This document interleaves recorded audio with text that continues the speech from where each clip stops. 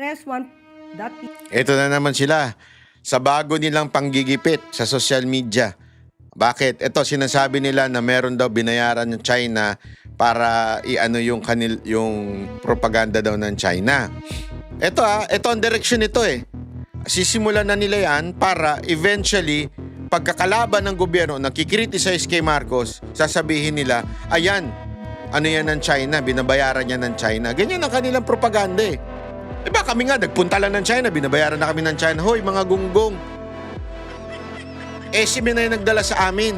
Bilang mga empleyado ng SMNI, hindi empleyado, bilang kasama sa programa, host ng SMNI, kaya kami dinala doon. Tapos sasabihin ninyo, binayaran kami ng China.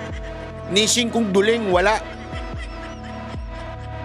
Sa totoo, naubos nga pera ko doon eh. Bumalik na lang ako sa talong, sa okra, na pagkain ngayon dahil sa bill ko sa credit card ko nung namasyal kami doon eh. Siyempre kaming gagastos ng mga pagkain namin doon. I mean yung pagkain ng yung mga extra, alam naman extra kain namin. Tapos kasama ko pa si Jen, takaw-takaw ng animal na yun. Hindi pa naglalabas ng pera yung animal na yun. Oh, ganun yun eh.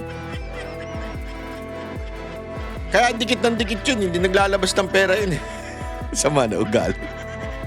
An independent news website has identified an army of Chinese social media accounts disseminating questionable and anti-Philippines content. So, kung mababasa niyo po, mariresearch naman po ito.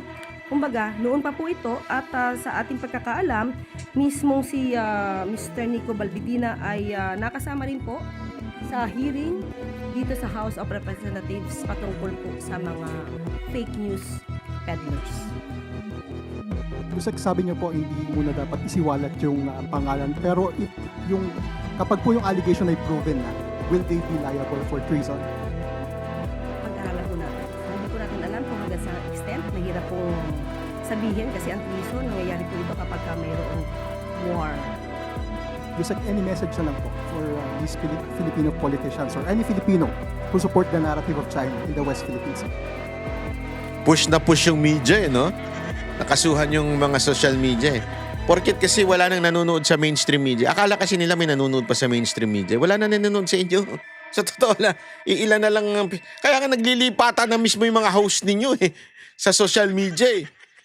Kasi alam naman na yung kwento ng media. Alam mo, ako nire-respeto ko yung mga maayos na media tulad ng SMNI at saka ng Net25 kasi talagang walang takot. Pero yung mga katulad ninyong halatang-halata namang control yung amo ninyo ni Marcos, pinagtatawanan na lang kayo. Kayo na lang nagpapaniwala sa sarili ninyo. Una-una po, isa lang po ang bansa natin. Yan po ang madiing sinabi ng ating Pangulo sa SONA. Isa lang ang bansa natin, hindi po tayo dapat nagkakaroon ng pagkakahiwa-hiwalay ng opinyon at suggestion patungkol sa ating karapatan sa West Philippine Sea o anumang parte ng ating bansa. Dapat nating ipaglaban ang lahat ng interes ng bansa pati na ng taong bayan, ng mga Pilipino. Hindi po dapat na magpagamit sa ibang bansa para lang manatili sa pwesto. Mahirap po na ang maging leader natin ay hawak ng ibang bansa dahil ibang naratibo at ibang interes ang palalawigin ng mga politiko na hawak ng ibang bansa. Parang may mali doon. Ito, itatama ko ha. Parang may mali doon eh. Kasi pinariringgan niya si VP Sara Duterte dyan pero mas bagay ito. Hindi Ayan. po dapat na magpagamit sa ibang bansa Yan. para lang manatili sa pwesto. Ayun. Sino ba yun? Sino ba yung gustong manatili sa pwesto? Di ba? Eto ha. Sino po ba yung gustong manatili sa pwesto? Timbangin natin. VP Sara Duterte. Gusto niya bang manatiling Vice President? Gusto niya nga maging presidente. Tama, mali. Nag-announce na nga siya as early as now eh, na gusto niya maging presidente. So, hindi niya gusto manatili sa pwesto na Vice President. Sino ang gusto manatiling presidente?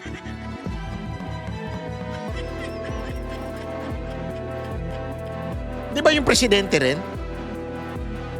Siyempre gusto niya manatili, kaya nga todo siya sip-sip dito kay Trump eh. So, todo siya sip-sip sa Amerika eh. May EDCA, merong Paxilica, to the point na habang tinataas ang taripa ng Pilipinas sa Amerika, hindi man lang nagsasalita itong presidente natin. Alam mo ba, may napanood ako ewan ko kung ito ay gagawin na o lihitin mo na kung kailan niyo papatupad to. Yung Canada, medyo pumitik sila, medyo nagalit sila kasi yung taripa daw na ina-apply ng Amerika sa kanila, i-apply din nila sa Amerika. Ganun ang may bayag. Yung presidente natin, may bayag ba yan o merong bangag? Ay, mali. Iba pala yun.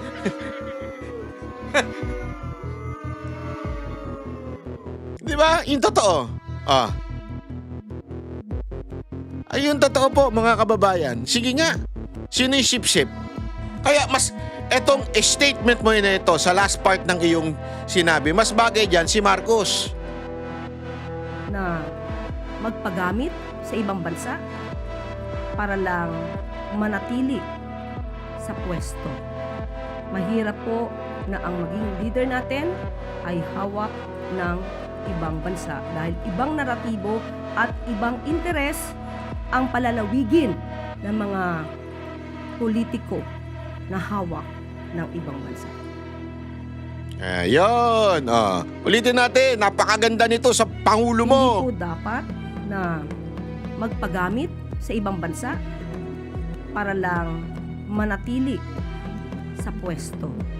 Ayun. Mahirap po na ang maging leader natin ay hawak ng ibang bansa dahil ibang naratibo at ibang interes ang palalawigin ng mga politiko na hawak ng Ayun, dapat bagay na bagay talaga sa presidente mo. Bagay na bagay sa presidente mo yan. Diba? Yun ang totoo. Bagay na bagay sa presidente mo yan. Na talagang ibang interes. Yung EDCA, interes ba natin yan? Yung Paxilica, interes ba natin yan? Again I'm not fighting against America o US. Hindi yon.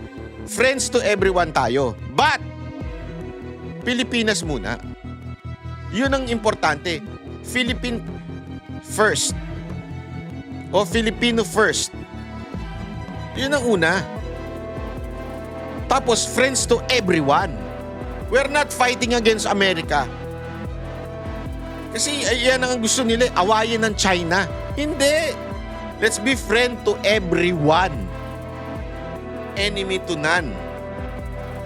Pero, unahin natin ang bansang Pilipinas. Yan ang mahirap dito kay Auntie Claire Sa bagay, trabaho niya yan.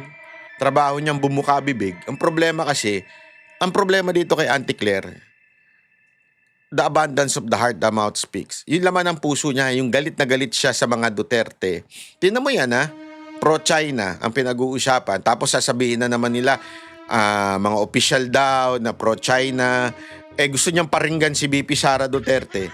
Dahil sa buka ng bibig niya, yung pagiging nito, buka ng bibig, mahina talaga Talagang doon lumalabas yung katangahan niya Na hindi niya maintindihan, ang tinatamaan dito yung Pangulo niya.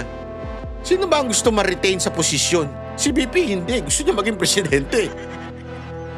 Ito na lang Kung position lang at sipsipan lang, kung ikaw ay opisyal na gustong manatiling powerful at nais mong maposisyon at ang interest mo lang ang gusto mo, sisip-sip ka sa Amerika. We all know that the Philippines somehow is being controlled by the Americans. You know that? And we all know that in the entire world, kung ayaw mo manganib ang iyong posisyon, huwag mong kokontrahin ng Amerika. Dahil pag kinontra mo Amerika, meron kang pupuntahang iba. Yan ang totoo. Marami na ho yan, hindi lang sa Pilipinas, maging sa, lalo na sa Middle East. Yung mga kumukontra sa Amerika, nayayari. Di ba? Marami dyan nayari dahil natanggal sa posisyon dahil kumontra sa Amerika. And, isa tayo sa example niyan. Isa, pero napakarami niyan sa buong mundo na example niyan. Na dahil sa pagkontra sa Amerika. So, kung si VP Sara Duterte ay gusto lamang ng kapangyarihan at gusto lamang talaga yung sarili niya, iniisip niya, di sana sumipsip na siya sa Amerika. Ito nga, di ba yung kinikwento kong impormasyon sa inyo na gustong kausapin itong political affairs di umano ng Amerika, si VP Sara Duterte, ayaw makipagkita ni VP Sara Duterte. Kaya nga nililigawan na lang nito, itong sila Baste, sila Pulong. Di ba? Kasama ni Pulong ng isang araw, kasama ni Baste ng isang araw.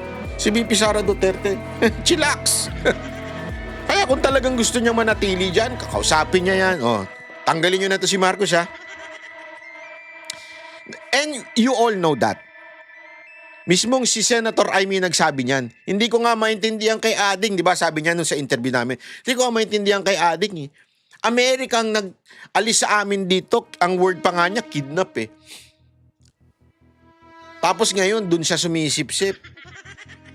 Di ba? Mismo ng kapatid niya nagsabi nun, Kasi naalala nyo, before niya sinabi yan, naikwento ko na yan sa previous vlog ko, tinanong ko siya, sabi ko, paano man nangyari, bakit kayo napunta sa Hawaii?